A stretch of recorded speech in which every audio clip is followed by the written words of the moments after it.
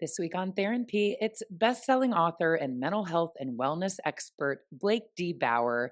Blake is the author of the international bestseller You Are Not Born to Suffer, and a world-renowned teacher and speaker who has helped over 100,000 people who couldn't find lasting solutions from conventional psychology or medicine.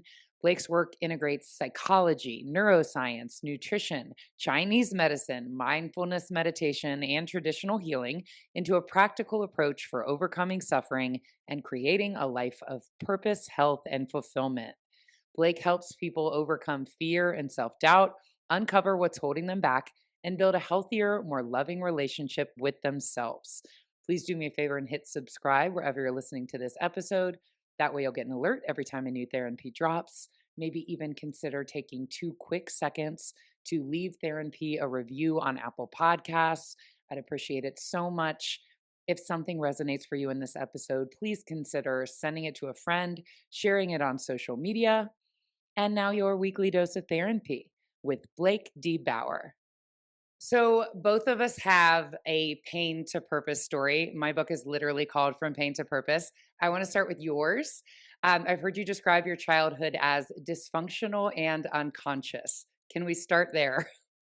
That is loaded. Yes, absolutely.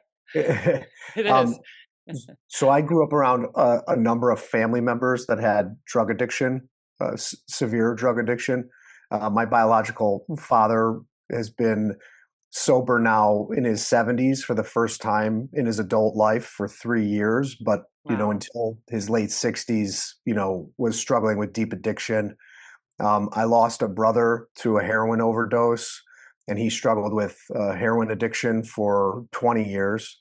I lost an uncle and aunt, both to drug addiction. And so I grew up around a lot of self destructive behavior and mental health challenges.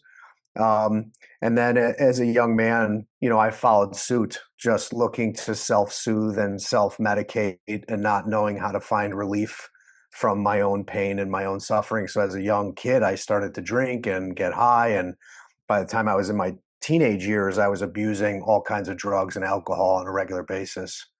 Right. Can we talk about life at 17? What was happening then? Absolutely. So I was deep in my addictions at 17, and they had evolved to popping all kinds of pharmaceutical pills that I didn't have a prescription for or a need for. And I was smoking a lot of cannabis. I was selling cannabis and other drugs.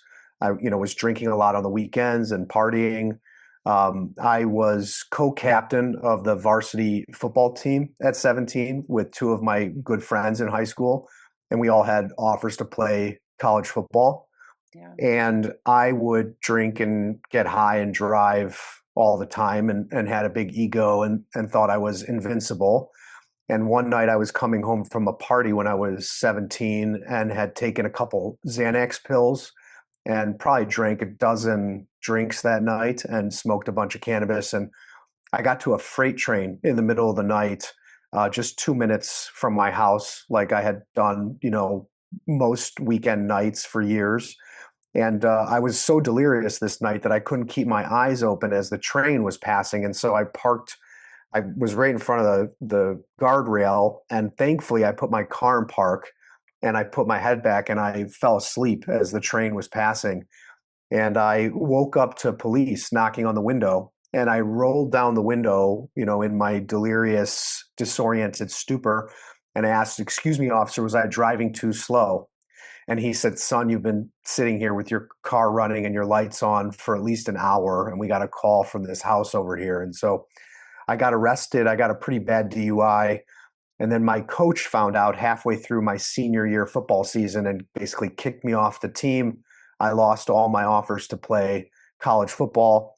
And then I spiraled into a very dark place to my rock bottom around 18 as a result of this, all self created, self sabotage, numbing out and running from all the things I didn't know how to talk about or deal with at that age. Yes. Can I ask about just that loss of athlete identity and thinking like that's what you're going to be, that's what you're going to school for? When that Mm. went away, did that escalate things? Like, did it put you on more of like a dark path? And I'm asking because that's what happened to me. Yeah, I would love to hear more too from you. Yeah. But so it really what it escalated was my awareness and the severity of my mental and emotional pain. I When I got kicked off the football team, I realized very quickly that my habits with drugs and alcohol were the primary cause in my mind. That's how I felt I had created this for myself. Yeah. And so I went from being quite arrogant, senior year captain of the football team, beautiful girlfriend, Yeah. enjoying myself every weekend, to completely blowing up who I thought Blake was and feeling shamed in my community. It was in the newspapers, and I felt ashamed with my friends and their parents and my girlfriend and her parents. Um, and so it really progressed for me into this mental and emotional torment, which was made worse by all the drugs I had used over the years. My paranoia and self consciousness really kicked in, and it was a very painful time. And then also at 18, I had no idea what I wanted to do with my life anymore, let alone who I was. Who is Blake now without football and the lifestyle and my friends? And that was also my refuge, going to practice, being with my friends every day. It was everything. And so Yeah. very quickly I lost that. And um, thankfully I looked around and I was able, I don't know where it came from, but that at that age I started to see, oh, I'm following in the footsteps of the family members that I actually thought I was better than, but I was actually recreating the same exact outcomes because of Yeah. my genetics, my environment, and then also obviously my choices. And so something kicked in inside of me that actually was like a healthy pride or a healthy ego that was like, I am better than this. I want better than this. And so that gave me the strength to stop drinking and stop getting high. But what was left was just a very tortured soul that was insecure and ashamed of himself and didn't feel lovable or worthy and had no idea how to articulate these things or ask for help. And so that was the beginning of me asking for relief from my suffering and then the journey to find healing. And then like put you on the path of what you're doing now. And then it all meant something. It wasn't in vain. I was the same. I was the girl version of you in high school. I was captain of the soccer team.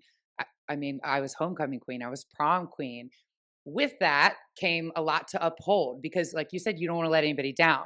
Like, I didn't want anybody to see me as not those things. So I got super skinny because I used to very much validate myself by how my body looked. Um, Soccer was everything. If somebody asked where I was going to college, it was always like for soccer, Division 1 soccer, Division 1 soccer. So I didn't. I mean, I got there, but we were back to back state champions. I'm the captain. I started varsity as a freshman. I didn't come off the field. So we go to like college, and I wasn't playing, and I didn't know what to do with that. And I kind of, on a whim, in the middle of my sophomore year, quit. So my identity, it wasn't even like I could prepare for it. It was like, you are the soccer star, and then it's gone. And then my vice became bulimia. I fell into like a deep depression, and my roommates were still playing soccer. I was in the soccer house. So they would go to games and leave on the weekends. And I just sat there. And I know I learned from your work, anorexia and bulimia are like the same kind of coping mechanisms as like drugs to kind of numb out. You said to numb out from the manifestation of our inner pain and toxicity. I never looked at it like that. It was just like something that I would do to kind of like take up time, and then I couldn't stop doing it. It did become an addiction. Like I struggled with bulimia almost 10 years, but I always wondered where the root cause of that. Like I know you help people kind of unpack things. In order to heal, do you need to go back and find a time in your childhood or a specific event that put all of this into play? Do you need to like find where it all went left in order to begin the healing process? Because I had a great childhood. My parents were together. There's nothing that I can pinpoint. Like when you talk about your childhood, I'm like, oh my God, mine was complete opposite. So it like almost wasn't justified for me to have this pain and suffering. I don't know where it came from. Mm, yeah. So I'd love to dive into that with you. And Please. I Yeah. work with a lot of people on both ends of the spectrum where, they're aware of how traumatic their upbringing and dysfunctional their upbringing was. And then I've worked with a lot of people who feel like they had the most idyllic upbringing. Their parents were amazing. Yep. But what's ironic is that the same issues around self love and self-betrayal gets set in motion at a young age, whether you're growing up in that survival fear or you just don't want to disappoint like your parents that you've put That on was a me. pedestal, Yes. right? So in some people's case, you might not want to upset your parents and betray, but you betray yourself because you don't want, let's say, to be abused, or you don't want to lose the crumbs of toxic love that you're already getting.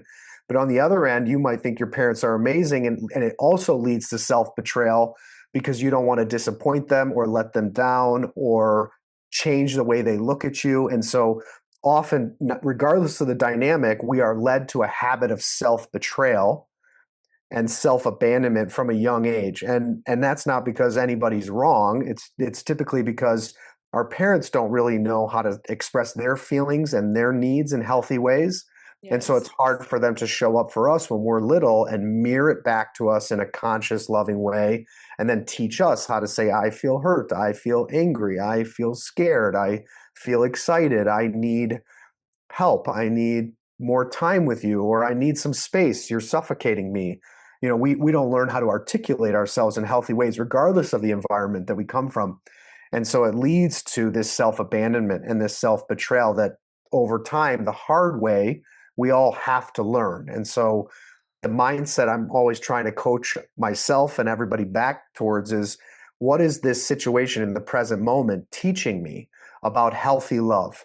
What is this situation teaching me about healthy love for myself, so I can be true to myself and honor myself and value myself and do it in a graceful, kind, loving way? And then what is it teaching me about offering healthy love to the people around me? Because at the end of the day, this begs the question, what's the purpose of all of this? What are we Yes. doing here? What's the true north? And so I like to say, what if everything's always happening in the name of love? And what we're doing here is really learning about healthy love, how to embody it, give it, create environments that protect it and where we feel safe in that. Because like if we have the money, if we have the fame and the attention and the degrees and the achievements and the material things, none of that matters if you don't have healthy love in your mind, in your heart, in your body, and in your home. And Yes. we all, we're all looking for love in the wrong places, unfortunately. Let's talk about love. Like that's the strongest Yeah. need. I'm reading your book right now that everybody is after, and specifically like a self love as well, and a need of love and connection from someone else. You also talk about authenticity. My needing love in my 20s did not come with authenticity. I will say partially I didn't know who I was yet. And I would say, I'll go out on a limb and say most women don't really come into who they are or feel safe expressing who they are until damn near 40. Maybe I'm just speaking for myself. But when you meet someone in your 20s, I will say I was projecting what I thought he wanted so that he was shiny and in the NFL. And if he liked me, that was validation that I was good and shiny by association because I was his pick. So I projected what I thought he wanted. There was nothing of who I authentically was. Again, because I wasn't really sure and I didn't feel safe being exactly who I was. I needed to be who he wanted so then I could feel validated. And I feel like a lot of people do that when they're younger, but then it's like, how is a marriage ever going to be sustained when you start living as your authentic self and projecting who you actually are? Because then the energy is no longer aligned with the person you attracted being inauthentic. So I see a lot of divorces that women file in their 40s. And I feel like it's because they're finally living as who they authentically are. And until you do that, you will not attract and align with an energy that you're supposed to be aligned with. Does that make sense? 100%. And I think it's important to know there's nothing wrong with you or anybody in that situation that's listening to this, and that Yeah. it's actually, that's the majority. It's more common than not, because Okay. it takes us time to figure out who we really are and get in touch with our feelings, our needs, our soul, our sense of calling, and then to listen to our intuition and our instinct and to trust it and not betray it, right? And these are all the lessons we didn't learn in childhood because our parents didn't know. And Yep. then you find out your therapist probably doesn't know, and your doctor doesn't know, and your priest or your rabbi or your religious leader doesn't know, because everybody's actually struggling to master this lesson.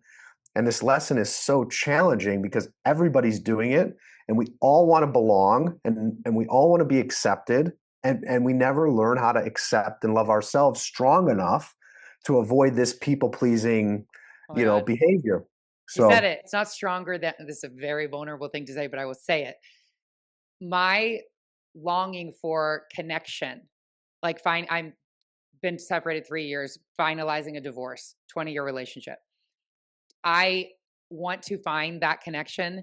And I almost feel like that longing for connection is stronger than me living by the standards of my authentic self and having boundaries because my true self would not accept anything less. Right now, as a 44-year-old single mom, I will catch myself like in dating, like letting things slide because that need for love and connection and that little ding that you get when they text you back is at this point greater than being like, no, I haven't heard from you, and making that person's connection go away. Like it's not worth it. And that sounds awful. It's like, no, have standards. You're never going to attract the right match for you until you start living in alignment with who you are and what you will accept. But right now, that need and longing for connection is taking over and it's stronger than me being like, no, I am a evolved woman and these are my standards because I just want to feel that connection absolutely. And again, I don't think there's anything wrong with you. again. I think it's normal and natural. I've gone through these things too, and so I understand it. And I think one thing I think is important to understand is I think, when I ask people to use one word to describe their essence or their soul or their true nature, most people end up using the word love. And that's because our soul, our essence is pure love, and we're meant to love and to connect. And so to not love, and so not to not be open and connecting and wanting to give your love to someone is also something that can make you sick because let's just say, I like to say, if I'm an apple tree, I have to be an apple tree. Like there's no choice, right? So it's like if you Yeah. go against your nature, which is love, so that's why it feels so natural. It's just we haven't learned how to fill our cup up on a consistent basis, basically from the moment we wake up till the moment we go to bed. We are really good at hurting ourselves with our thoughts and our habits, but once we shift that and we start to master practical self-love, what it means to love yourself from the moment you wake up to the moment you go to bed, we keep our cup more full on a daily and weekly basis. And then when we give this love in the way you're describing, it's not as detrimental and it doesn't have as negative of an impact if it's not reciprocated or if it's not received. And then we get much better at choosing, like my Yes. therapist would say, your picker is getting better, Uh-huh. like you get better at picking like who you decide on a daily basis to give your time and your energy to. And then the other thing I think that is healthy is no one's perfect. Like we're all messy, imperfect miracles. So what we have to decide is this person that we're pouring ourselves into, they're not going to be perfect, but is it healthy enough? Is it healthy overall? And if it's not, then I have to ask myself because no one's going to, sometimes it's not going to be perfectly reciprocated, but Right. um, because we have to give them grace too. And if you're a mom and you have other things, it's like, okay, well, if this, let's just say this other person might have kids or that we've got aging parents, right? Or we are running a business. And so we all have so much on our mind on a daily basis that we have to give each other a little bit of grace because it's like, you on your end, it's like I know you have your kids coming home from school this afternoon, right? And if you're dating someone and they don't understand the dynamics that are Yes. present in your life, and that's why you don't text back within 30 minutes, it's like, I need someone that understands that I'm dealing with my business and my children and making sure they're fed. And so I Right. think as we evolve, there's also space for grace to um, to just understand what the other person might be coming from. But it sounds like from what you're saying, there's maybe a couple more red flags Yeah. beyond what I'm describing. Well, first, I would like to say I've never felt more seen, and I understand when you said it's what's the word you used? It's not natural. It's unnatural for me to not be loving, and I'm very thoughtful. It sounds like a vain thing to say, but like to the point where this guy was sick and he doesn't even live where I'm at, and I DoorDash chicken soup and Mucinex, and he was like, but I then when he doesn't call back or something, it's like, why would you do something like that for somebody that's not reciprocating? Because that's who I am. And not doing it makes me feel like I want to keep doing things like this. And my friends will be like, he's not reciprocating. I'm going to keep doing me. And it feels very natural for me to be thoughtful and do those things. And for me to not do it because he didn't text back in an hour is unnatural to who I am. So I keep doing these things and it feels like it would be a betrayal to myself to treat him any other way. I hear them that I'm not getting the what I would like back. Like obviously I would like the same thing back, but it would be unnatural for me to not do these things because that's who I am. And finally, like I said, projecting in my 20s to what I am now, like I wouldn't change places with anybody else in the room. I finally found self love and acceptance. I'm 44. And I thought to myself, now I get to date as this girl. And I love who I am. So why am I still like so anxiously attached and like it should be, I would like it to be. He didn't text back in a day. Like, I don't have time for that. I'm moving, I've divorced, I have all these things. Who cares? But it's still, I'm still anxious and I'm checking, but I feel worthy. I love who I am. I have the self love piece, but I'm still in dating that anxiously, like, why isn't he texting back? Why does that even still bother me? Why can't I just be embodied and be like, this guy is not setting the standard that I should accept now and move on? I think it's just an old pattern. If you think Yeah. about it, this is something that's been baked into you for 44 years. So it doesn't get overrided like overnight, even if you're working on this full time. And so I think, one, again, I would just encourage you not to make yourself wrong. And then I think it's about, this is a question I like to ask people, if you valued yourself 100% in this situation, what would you say? And what would you Leave do? him. He's not worth, Okay. he doesn't deserve you.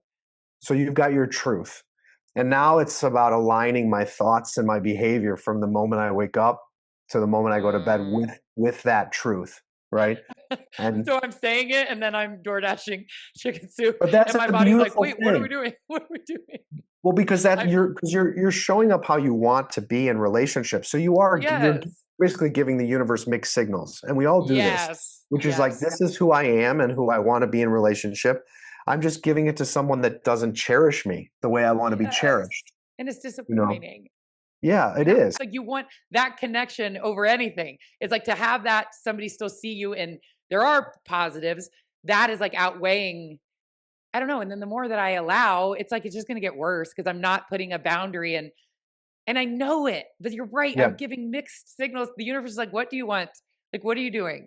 Yes. And it sounds like you've got a lot going on at the moment. And so this symbolizes Yeah. maybe some relief, like the time you have with Yes. or the intimacy. Almost like a numb out, like a It's drug. exactly. And it's your escape a little bit from everything else, which is okay again. But I'm sure if you wanted to open yourself up to date other people, there are ways to do that, I would. right? I would. And there's a saying that someone said to me when I was going through a relationship shift that was very powerful. And it was, she said to me, Blake, you can't try on the new slippers until you take off the old slippers. And it was such a great metaphor, right? Like you literally cannot try on new slippers until you take off It's a good the one. old slippers. So I'm And so, blocking my new manifestation because I'm still entertaining this lesser deserved relationship. I'm and that's blocking. okay. It's okay. Like I said, it's okay. These are big, to me, these are the biggest lessons that we learn on the planet. And so again, I'd give yourself the same kind of grace that you're giving him and everybody else for where Okay. Erin's in Do the that. process. And I Okay. think so when I start working with people and at my events, I start with this concept of basically from the moment we wake up till the moment we go to bed, we're either hurting ourselves with our thoughts and our habits or we're loving and valuing ourselves. And so if you think about it, I would dissect your morning routine. That's where I would Okay. start and be like, when I wake up, where's my mind going? And if like the first thing is to him or a text No. with him or okay. Get the And book so bags, get the kids up. Like I'm mom over him, at least. okay, and then maybe there's a gap there for Erin first, Ah, and Erin before the role, whatever the role is that okay. Erin is so good at playing, which you've articulated, right? Yeah. So maybe Erin first. And so the way I coach people to do that is like 10 minutes of meditation first thing in the morning. And then you'll see all the thoughts of all the roles, but keep coming back to your breathing and your body first thing in the morning before you abandon yourself for the kids Okay. or abandon yourself for him or ban yourself for everything else that's going on is the morning Yeah. time. And then I think the more you do that, the more you won't give yourself away to people who don't appreciate you and value you and cherish you, because you're cherishing yourself when you wake up, like first thing in the Yes. morning. Does that make sense? And what a tangible tip. I'm like, how do I do that? You're like, you did get up in the morning and you meditate for 10 minutes before you're a mom. Yes, I can do that. And I always I can do joke, that. I know because I work with a lot of moms. I know I'll say, I know you lock yourself in the bathroom to cry or to sit on the How do you toilet know? or to sit on the toilet, right, and scroll or whatever. Lock yourself in the bathroom, put a beautiful plush blanket on the ground and make it a little meditation if you have to. Give Yeah. yourself that 15 minutes. So this was something I was thinking about a lot today, to protect your energy, Mm. your your sacred space. Make sure it's your energy that's filling your space, not someone else's energy, not the fear and the anxiety energy of, keeping up and pleasing everybody. A lot of my energy goes there. I'm It's funny, sure. like I'm taking a little bit better care of me because I know I have to. Also, I'm on a perimenopausal journey, so my hormones are all over the place. And if I don't like take a second, I get like ragey. And before I would just kind of power through that. But now I'm like, no, no, no. I'm not going to say yes to this and people please. I am going to prioritize myself. I know that in an hour my kids are going to come home and I'm going to be back on. But like this is what it's going to be right now. And I'm new to that. I have finally found my authentic self. And it is exciting to be dating as my authentic self because the person is actually getting me and I know if they're attracted to me. If somebody is not living in authenticity yet, can you explain the whole concept of where suffering comes from when we're not living that way and how it's kind of like building up in your body? Because I've never considered that until I found your Mm, work and started reading your book. I've never considered that like our ailments could present as us rejecting our true self ever. absolutely. So I think the most practical way I can explain this for the people on the call, I'm sure a large majority of your community are familiar with these ideas, and maybe some it's kind of new, but we now live in a time where a lot of people understand energy and that everything in the universe is energy. So our physical body is energy or atoms vibrating at a slower frequency, whereas our spirit or the light in our eyes or the air that we breathe is energy that's vibrating at a faster frequency, which makes it light or ethereal and not physical matter. If people think about their physics or chemistry 101, think about the states of water. You have solid like ice and you have liquid like water, and then you have gas, right? Yep. And so that the energy manifests in our body in that way too. And so our thoughts are energy and our emotions are energy as well. And so in Chinese medicine, the foundational principle of Chinese medicine, if you've ever had acupuncture or Chinese herbal medicine, is that the flow of energy governs the flow of blood in the body. So the flow of energy, the flow of qi, directs and governs the flow of blood. And so if from a young age you don't know what you need, you don't know what you feel, you don't know how to express yourself in healthy ways, and you don't know what to do with your negative self-talk, and so you have these negative voices in your head and you're self-critical and nothing's ever enough and you need to be more and do more and have more or be different or be more beautiful, right, or be more perfect. Those thoughts are blocking the flow of energy and blood on a moment by moment daily basis, every day, every week, every month, every year of 4 decades, right? And if Yes. you're internalizing your emotions and your needs and you're not expressing them, it's like clogging a toilet. You're taking something that's supposed to come out and you're putting it and you're shoving it back in. And so over time, the stagnation of energy, emotion, and negative thinking leads to the stagnation of physical blood in the body. So your energy is not flowing, then your blood is not flowing. If you believe you have a soul or a spirit, your soul, your spirit, your light, or the love that you keep talking about, you want to give to someone, that's not flowing. And Hmm. all of that makes us sick. So if we're not expressing our anger, our shame, our fear, our guilt, our insecurity, but equally, if we're not expressing our joy and our light Oh, and our love, right? Because how often are you afraid to be happy because you don't want to right. upset all the unhappy people around you, right? It's like, Yes. if I'm too happy, then everybody else is miserable. They're going to try and bring me down. In Australia, there's a saying called tall poppy syndrome.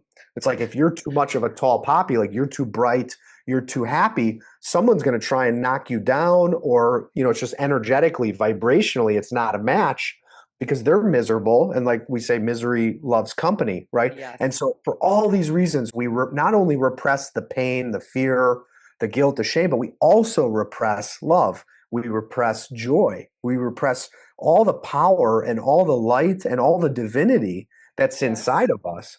And we make ourselves sick because we're fighting our true nature. We're fighting what we feel, right? And Yes. then here's the second part. So Wait a minute, real quick. I want to go say ahead. something that I learned from you. We do that because we were taught generationally not to feel our feelings and show our feelings, and we feel shame about that. And our parents were taught the same thing until somebody breaks that generational trauma of not knowing or feeling shame to actually feel your feelings. You keep it in, and that's why we're sick. And dimming my light for the past 4 years, I finally filed for divorce, and people are like, "You're lighter." Like, they literally use that. They're like, "Something, you're lighter." And I'm like, "Because I don't feel like," I was like dulling opportunity. If I got like a big speaking opportunity, you'd want like your person to be the first person to tell. I would like make it small. Like, it's not that big of a deal. It's just like this. I would make everything small. And like, it is going against how I actually felt, but it was trying to appease the person that I loved and to keep my marriage together. And I did that for so long. And that was a betrayal to who I am. Absolutely. Anyway, okay. No, Second part. 100%. That's it. And so for anybody listening, it's like where we're living the lie is where we're making ourselves sick. Yes. Physically sick. Your body is like, Phy- pay attention. Physically sick. And you'll appreciate this. So I Okay. always ask people, like when I'm with a group, I'll say, how many of you have tried to stick to a diet or an exercise regimen, but it didn't last? And pretty much everybody raises their hand. And the reason this is the case in my mind is because basically when you wake up every day and you are basically saying to yourself, my feelings don't matter, my needs don't matter, my health, my happiness, my feeling cherished doesn't matter. You're telling your heart and soul that you're not worthy and that you're not valuable and that you don't matter. And so, what's the Ugh. point? What's the point of eating all the perfect things, exercising perfectly, taking care of your physical body if you actually don't like being on the planet? Because who enjoys being alive if they feel like their soul and their true self doesn't matter to the people they care about most? Right? You don't feel seen, you don't feel understood, you don't feel cherished, you don't feel appreciated. So then the sentiment is, what's the point of prolonging my life if I actually don't like being here? And then the symptom of that is, rather than eat the right thing, I'm going to go through the McDonald's drive-through and get the short-term pleasure, the short-term gratification, or I'm going to drink the whole bottle of wine, or I'm going to eat all that chocolate cake or the sugar, whatever it is, the thing that I know that tomorrow I'm going to feel guilty about. I'm not going to like how my body feels, but I do it because in the present, I'm not getting pleasure from anything else. And so that's the only thing that brings me some joy and some relief from my suffering. And I think, you know what? Fuck it. I'm not going to eat perfectly today. I'm not going to exercise perfectly today. I'm not going to stick to my commitment to myself because you know what? It doesn't really matter. And I don't really enjoy being here. But when you know how to Yes. say to yourself, I matter, and my feelings matter, and my needs matter, and my calling matters, and me feeling cherished matters, then you get fulfillment out of the authenticity that you experience with yourself, with the people you have real conversations with. And then you don't need the wine, you don't need the sugar, you don't need the No, drive through to fill the hole.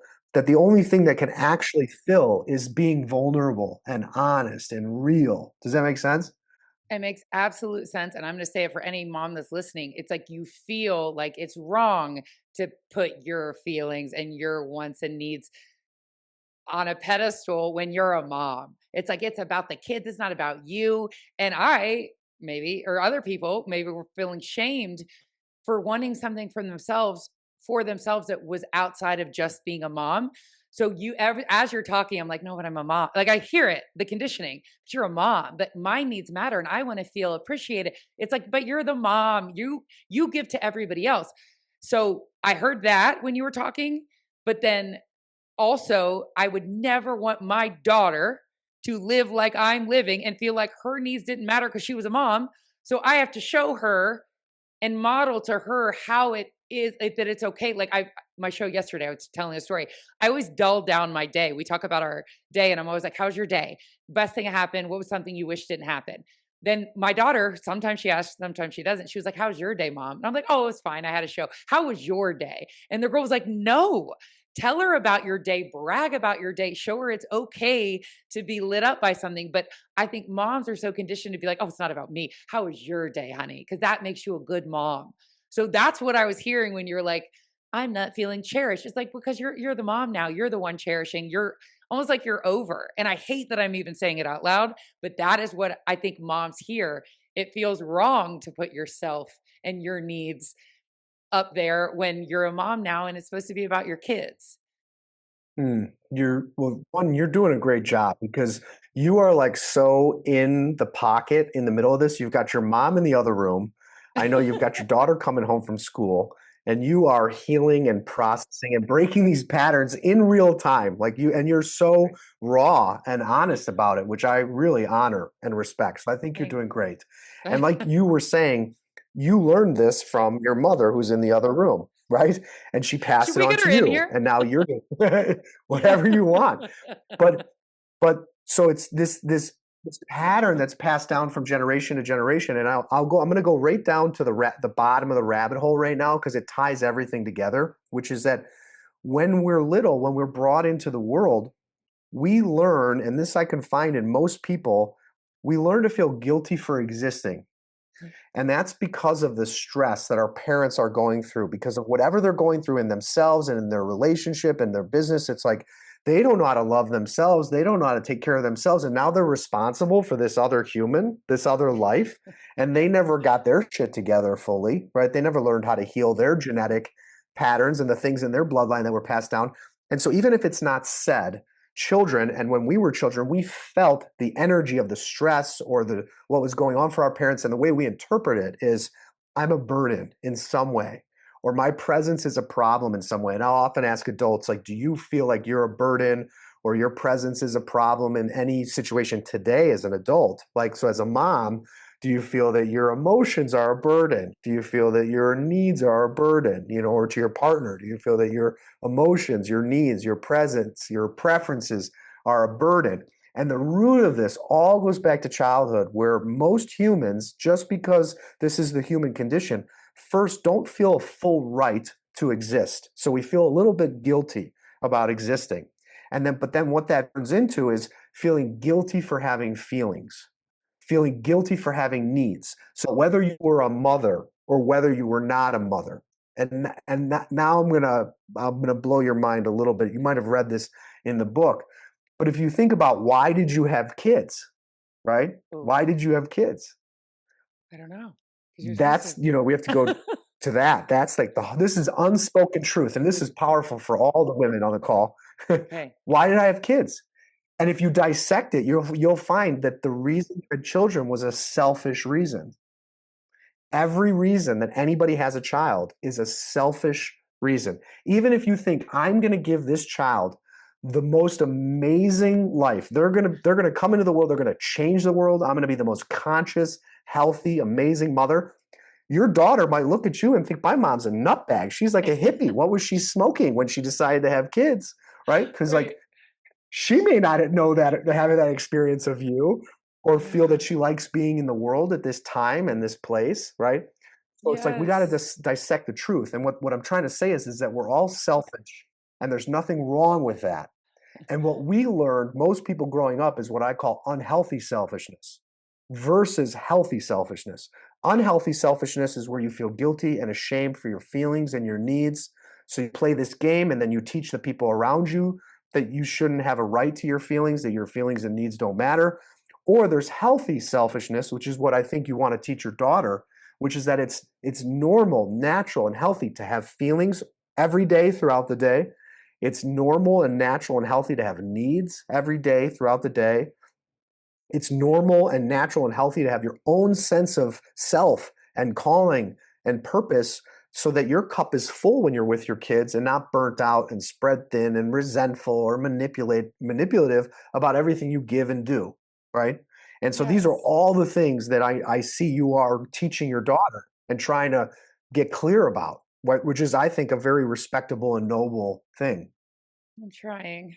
I'm trying to break some patterns. What if, speaking of patterns, the other side, like the paternal side, was taught, and like a lot of men were taught, that it's weak, vulnerability is weak, and feeling your feelings and talking about your feelings. Like, do you get a lot of pushback from men who are like, feel your feelings, articulate it, and they're like, that's bullshit. I'm a man. Like, how do you even like work with someone who has been taught by generations that men don't feel and men don't express or emote? Like, do you have to like break down someone to like, or I feel like younger guys now are kind of getting it, but like a late 40s man, we'll say, how would you invite him to this work? Mhm. Well, typically, so I do get a lot of men come into my retreats and my events, and I work with a lot of men, but they're typically humbled in some way already by life where they know they need help and they're not sure about the next step. Okay. So I would say he needs to go through something, and maybe it's losing you that is going Not to be so the far. thing that humbles him. Well, and that's his right, and that's his journey, right? That's his karma. I mean, that's one of the hardest lessons is to be in someone's life, care about someone or love someone, and realize I cannot control this soul's journey or their trajectory. Like they have their own lessons that they have to learn, and he's got his own lessons. And so his intimacy with women and then his with his daughter, right, and his children can only ever be as healthy as his relationship to himself and his emotion. And so he will be humbled by life, by these relationships and these events that are unfolding. And I think we all get a wake-up call. It comes in some way, right? It's the divorce, it's a car accident, it's an Yeah. accident when you're an athlete. Yeah. It's the thing that changes everything. Like, like you talked about soccer, my rock bottom, but they come in, it could be losing a parent, a sibling, right? There's so many different ways the wake up call comes, but we all get it. It just takes a different form. I think the other thing is I went and did ayahuasca recently. I did Really? a plant medicine retreat, Yeah. and there were a lot of men there. Yeah, there were a lot of men, big, strong men on their knees, off in the corner of the field, on their knees, throwing up, vomiting out their pain, their suffering, and their trauma that they haven't dealt with. But they needed to come and have that type of an experience to humble them, basically. And I would watch them like go because they didn't want anybody to see them, and there was the shame and pride, and then they would let out the pain and scream and cry and all those kinds of things. So that's something that might be of interest. And Hmm. then he's got to want it. He's got to, and that's just the lesson. I think it's hard for me. I will totally, it's hard for me to let go of control of trying to like get him to see the light, but also like vows and vowing to be with this person, better or worse. I took that very seriously. So I was like, I can't give up on him. And I know that he needs Hmm. to come to this on his own and he needs to be on his journey, but it's hard for me to like untether myself from something that I vowed to, better or worse, be with and help and try to help heal and be the person that holds them accountable. But it's, if someone is not receiving that, like at some point, um, you have to. And I Hmm. also, as a mom, I have to like protect my kids and some of the things that they were seeing, and not let them think that this is a loving relationship, or they will seek that out. Like back to modeling it. I think that for some people, they are not open to healing because Exactly. maybe they feel like they were wronged. And I know you talk a lot about forgiveness. For someone that's like stuck in a story, like this happened to me, Hmm. and they are not willing to move past it because maybe they really were wrong, but withholding the forgiveness is keeping them stuck and sick. How does one, like, how do you talk to somebody about, first of all, the importance of forgiveness and what that can give them? And like, where do they even start on a journey if they're like, no, I was wrong, and they were, but withholding that forgiveness is keeping them stuck? Absolutely. So, one of the things I was going to suggest for you for around the situation you were describing to help you let go ties into this practice on forgiveness, which is, have you ever wrote your ex like a letter and expressed everything you were just describing, both what you feel and what you've experienced and what you feel about him and the marriage, like how serious you took these vows, plus just because there's nothing to lose anymore, not holding back and saying the things of like, I just really feel like there's been no space for emotions or needs, or, I feel like, I know you had this many years, so I know these patterns in you. I just really wish you would be open to growing with me or looking at them, because what do you have to lose, right, at this point? So it's True. like, I would suggest writing a letter that basically you would, let's say you were to die tomorrow, okay, God forbid, Okay. but that you feel like you said everything you needed to say to him. And I would suggest doing that just for yourself, because then when you move forward, you'll feel like I said and did everything I could. I left no stone unturned. I didn't say the things. I said everything I needed to say, both for myself and also as his partner by his side over all these years. I actually, like, some people do need to be called out. And he loves you or trusts you, or you guys have shared enough. You have enough history to where he might not want to listen to some random person like me, but he'll hear you on some level. So I Mm. suggest you, like, give it to him with as much Okay. grace and love as possible. So everything you need to say for you on your side of the Yeah. street. And Yeah. then also, I've known you for this many years. These are the patterns that I think sabotaged our relationship. And I think if you want a healthy relationship with anybody moving forward, you really need to address this, this, and this, and let it be. Because I like what's it going that. to do? And do it with grace. Does that make Yeah, sense? I wrote So you're coming from absolutely. love. You Yes, know, the perspective of, in order for, if you're going to move on with a just relationship, these are, I never said it like that. When I filed, I wrote him a letter 3 years ago, but it was more like, honestly, like selfishly to try to save the marriage. okay. After 3 years for me to be like, dude, this is not a good Yeah, look. Like, until you get in here, like from a different perspective of, now we're not together anymore, but you need to know, I need to say how much I tried and how 20 years of trying to bring you back. Like, I never said it like that, and I think he probably took it in the first letter as I was just saying it. It wasn't. I was just saying it to kind of like make him stay or get him back. Like, I'm filing for divorce, but if you do these things, or like an ultimatum. It wasn't an ultimatum, but I think he would receive it differently right, now in the way that you just right. presented it. So I'm very open to doing that. Yeah, so this would be a loving truth bomb rather than manipulating for any outcome. You're just Yeah. being so honest. And then also, as the mother of our children, as the mother of our children, if you want to have a healthy relationship with our children, this is what I think is going to need to shift, right? Because you see where they need that emotional connection and vulnerability to feel safe with a man, to feel safe with their father, right? Et cetera. So then on the forgiveness side of things, I think for anybody who's listening, going through and writing a letter, so this is a similar practice, to anybody in your life who you still feel anger, hatred, betrayal towards, to write a letter expressing everything you need to get it out of your chest, based on the idea of, like, the Buddhist saying that if you're holding on to anger, it's like holding on to a hot coal with the intention of throwing it at someone else, but you're the one who gets burnt because it's sitting in your body, in your chest. So write the letter to them, and I always say do two drafts. Write the first draft that you're not going to give to them, and on the first draft, call them names. You can swear, you can be mean, you can be ungraceful, get the toxicity out. But then write a second version of the letter that's filtered through what's called nonviolent communication, where instead of saying, fuck you, you're such an asshole, you're such a bitch, or you say, I feel hurt because, I feel angry because my need for this was never heard or respected. Because that's the only way, one, you're ever going to be heard, and two, you'll ever respect yourself. Because this is when we call people names and we go on the attack, we end up then feeling ashamed and guilty for how we treated a person we say we care about. So you're like, I care about you, but you're a fucking bitch. I'm going on the attack, and now I feel guilty and ashamed for the language I've used, for the way I've handled it, right? So it all comes back to self-respect. I want to respect myself for how I've handled the situation. So for those who are struggling with forgiveness, write the letter, get it out. And you're doing this for yourself selfishly. You're not doing it for them. You're not letting them off the hook. You're doing this so that the anger and the hurt and the pain in your body does not make you sick or sabotage future love.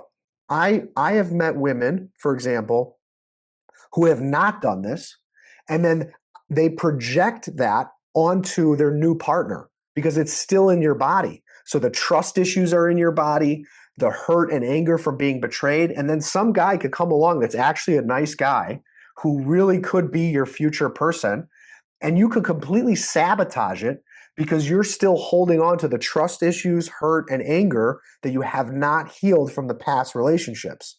Does that make sense? Whoa. So do Yes. this selfishly for you.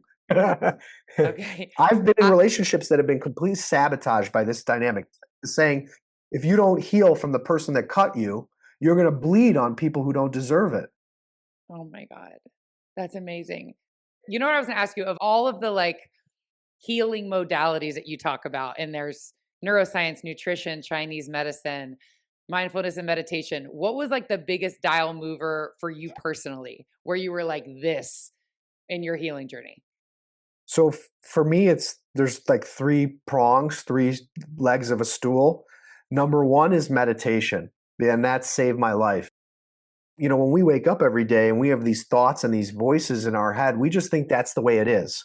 But if you learn to meditate and you learn to meditate effectively, there's a lot of different kinds of meditation out there, and they're not all as effective as others. So I teach and practice from the Buddhist and Zen tradition. So very strict, simple mind training, basically. And I have a meditation we can put in the show notes if you want for your people, so they have support through this.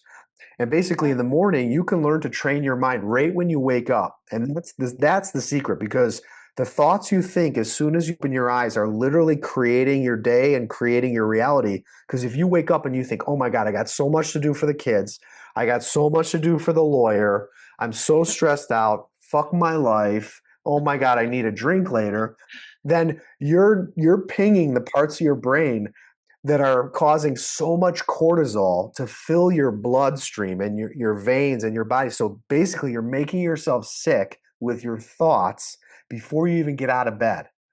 So waking up and training your mind first thing in the morning so you don't feel the victim of the thoughts, the beliefs, or the story you keep telling that's not serving you, right? Because you could wake up and Yes. you're just in this story that, oh, my ex is this, or my kids are this, or my parents are this, or my business is this. And that story could be sabotaging you and you don't even realize it.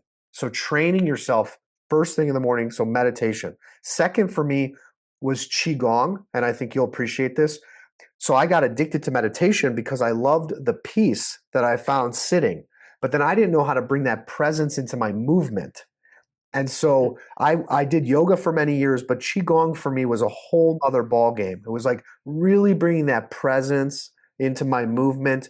It also brought this feeling of strength into my movement. So a mindful meditation that's moving and helps you connect to that inner strength that's flowing through your whole body. So qigong, which is the foundation of Chinese medicine and also considered the highest form of Chinese medicine, because when you practice it, you unlock all the stuck blood, stuck energy, and stuck subconscious emotion that's making you sick. And when you learn, you can do it for yourself. So you don't need to go to a practitioner to do it for you. And then all of this led to me understanding I never learned how to love myself. And I've been self destructively looking for love outside of myself my whole life. And I need to learn how to treat myself as worthy from the moment I wake up to the moment I go to bed so I don't hurt myself anymore. So, That's the part that I need to work on, treating myself as worthy. And that leaves me, when you just said you unlock things, I was going to ask you, once you are able to get in there and unlock whatever's keeping you stuck, is it just like you're free? Like it's like an instant thing, or this is a practice that you need to build up to unlocking the thing? Does that question make sense? yeah, it does. It's a great question. And it's both basically, Okay. because you can go and have like a great session with someone, right? A healer or a coach or a therapist and get this big liberation experience. But if you don't understand the pattern that the thoughts and the behaviors that you're engaging in every day that's creating the problem, then you'll recreate it. Okay. Same thing with you go and you do ayahuasca, you go and you do mushrooms, you go and you do ketamine, you go to India and you are in an ashram for a month, right? And we think this is going to fix everything. But then you come home and you're with yourself and you're in your bathroom and you're brushing your teeth and you're taking off your makeup and right, you're looking at your wrinkles and all the stuff we do in our private moments. And it's like you're still there with yourself. And you need to know how to take care of yourself with your thoughts and your habits from the moment you wake up to the moment you go to bed. And that is a practice. That's a reconditioning of decades of self-destructive behavior. And so it's both. It's a combination of seeking these peak experiences and these liberating experiences, but then how do I sustain it? Because I want to feel this way naturally, but I need to know how to practically sustain it every day. And at the end of the day, like no one can, no, it's like I always joke, like the knight in shining armor, where is he? Right? It's like, where is the mermaid goddess? It's like I'm still waiting, right? It's like we need to know how to save ourselves Where is he, while we're Blake? waiting, Where on the is side of the he? road. Okay, that makes sense. That makes sense because, like, yeah, you unlock it, but it's like a new lifestyle. Now you need to live your lifestyle as this new thing that you've unlocked. So you have to like continue the practice of it. I have gotten so much from you and your work. If somebody wants more from you or they want to get the book, shout out all the places to find you. Okay, thank you. So the easiest is just Blake Bauer on Google, Bauer. And You Were Not Born to Suffer is the title of the book. You can find it on Amazon, on Audible, Kindle. And then my website is unconditional-selflove.com. Very easy to find.